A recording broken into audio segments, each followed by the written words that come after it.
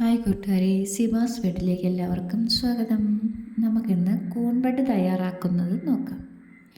Okay, അതിന് അത്യാവശ്യമായിട്ട് വേണ്ടതെന്ന് വെച്ചാൽ ഡെറ്റോളാണ്. കാരണം ഭയങ്കരമായിട്ട് ഹൈജീനിക് ആയിരിക്കണം. നമ്മൾ എന്ത് സാധനം ഈ ബെഡ് തയ്യാറാക്കാൻ എടുത്താലും അത് നല്ല ക്ലീൻ ആയിരിക്കണം. ഒട്ടും കണ്ടാമിനേഷൻ വരാൻ പാടില്ല. അങ്ങനെയാണ് നമ്മൾ ഡെറ്റോൾ ഉപയോഗിക്കുന്നത്. എന്നിട്ട് 1 കിലോ പെല്ലറ്റ് കണ്ടല്ലോ, ഇതാ പെല്ലറ്റ് 1 കിലോ പെല്ലറ്റിന് 1.5 ലിറ്റർ നല്ല വെട്ടി തിളയ്ക്കുന്ന വെള്ളം ഒഴിച്ചു കൊടുക്കുക ചെയ്യുന്നത്. അതിന് നമുക്ക് കവർ വാങ്ങിക്കാൻ കിട്ടും, PP കവറ്. വെള്ളം വീണാൽ ഉരുകില്ല. കവറിനകത്ത് നമ്മൾ 1 കിലോ പെല്ലറ്റ് തൂക്കി അതിനകത്ത് 1.5 ലിറ്റർ വെള്ളം ഒഴിച്ച് നല്ല സ്പ്രെഡ് നല്ലതായിട്ട് ഒഴിക്കണം കേട്ടോ. ഒരു സൈഡിൽ മാത്രമല്ല, 4 സൈഡ് ഒഴിച്ചു കൊടുത്ത് നമ്മളത് മടക്കി ഒട്ടും അതിനകത്ത് ചൂട് പോകാതെ നല്ലതായിട്ട് മടക്കി തന്നെ വെക്കണം. ഇച്ചിരി സ്പേസ് ഇട്ട് മടക്കണം. നല്ല കുതിർന്ന് കീറും നല്ലതായിട്ട്. നമ്മൾ എടുക്കുന്നോണക്കല്ല, വെള്ളം ഒഴിക്കുമ്പോഴും രാവിലെ ആകുമ്പോഴത്തേനും ഇതത്തെ വലിപ്പമായിട്ടിരിക്കും കുതിർന്നിട്ട്. അത് രാവിലെ ഞങ്ങൾ വൈകിട്ടാണ് ഇവിടെ ചെയ്യുന്നത്. അപ്പോൾ നൈറ്റ് ശല്യമൊന്നുമില്ലല്ലോ, അത് അവിടെ ഇരുന്ന് നന്നായിട്ട് റെഡിയായി വരും. രാവിലെ അത് നമ്മൾ ചൂട് കാണല്ല കേട്ടോ, ചൂട് നന്നായിട്ട് പോയിട്ട് ചേവ് തണുക്കണം.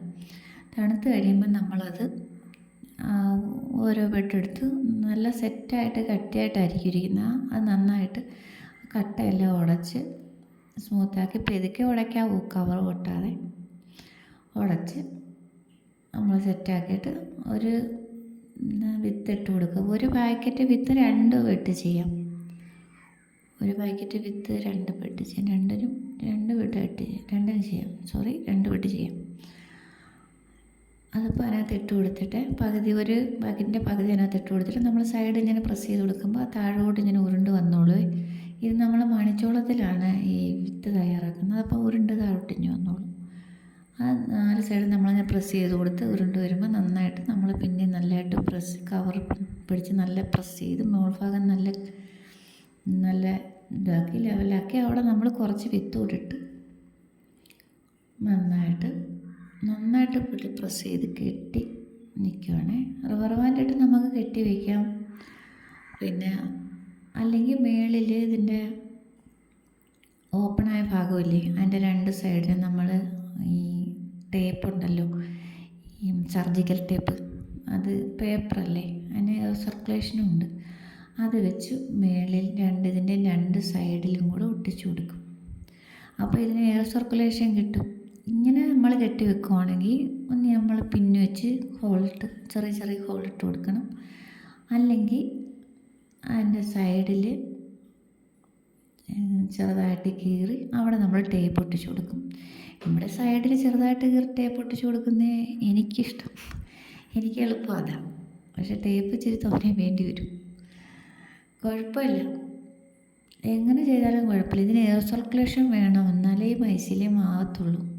എന്തെടുത്താലും നല്ല ക്ലീൻ ആയിരിക്കണം കേട്ടോ, അല്ലെങ്കിൽ കണ്ടാമിനേഷനാവും.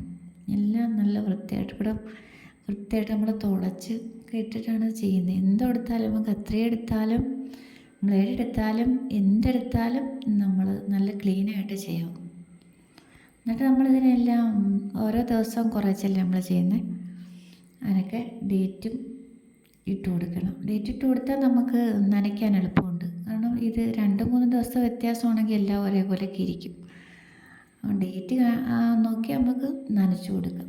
നല്ല കാലാവസ്ഥയാ മഴയാ ആണെങ്കിൽ നനച്ചു കൊടുക്കണ്ട, ഓട്ടോമാറ്റിക്കലി അത് സർജിക്കൽ ടേപ്പ് ഒട്ടിക്കാത്തതിലാണെങ്കിൽ കീറി കൊടുക്കണേ.